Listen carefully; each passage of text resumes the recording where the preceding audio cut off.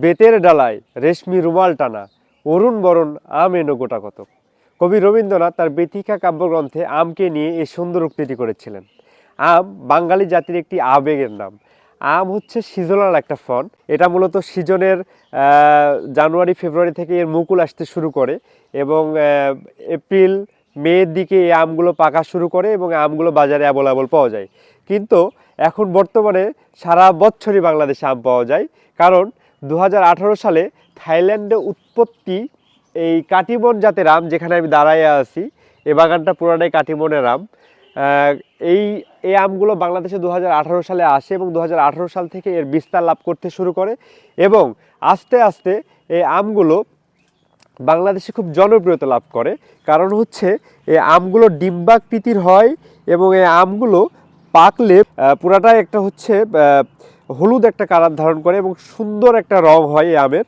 এবং এই আমের ভিতরে যে আঁঠিটা আছে এটাও অত্যন্ত ছোট এবং আঁশমুক্ত এবং খুবই সুস্বাদু একটা আম হওয়ার কারণে অতি অল্প সময়ে এই আমটি বাংলাদেশের জনপ্রিয়তা অর্জন করে নিয়েছে।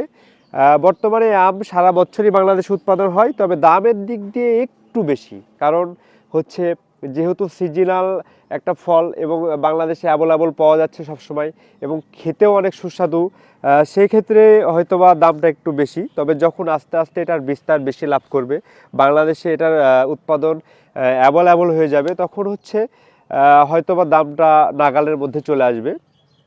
তবে এই আমটা অত্যন্ত একটা ভবিষ্যৎ সম্ভাবনাময় আম, কারণ দেখেন এই আমটা সারা বছরই বাংলাদেশে উৎপাদন করা যায়। যেমন কিছু আম আছে এরকম কুড়ি অবস্থায়, কিছু আম এই যে প্যাকেট করা হয়েছে এগুলা হচ্ছে কিছুদিন পরে পাকবে, এগুলো বাজারজাত করা যাবে কিছুদিন পরে।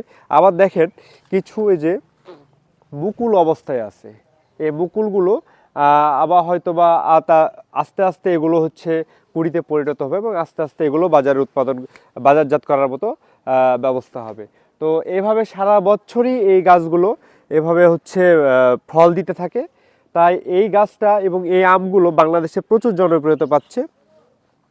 তাই এখন আর সিজনালভাবে অপেক্ষা করে বসে থাকার কোনো প্রয়োজন হয় না আম খাওয়ার জন্য। এখন সারা বছরই আম বাংলাদেশে পাওয়া যায়।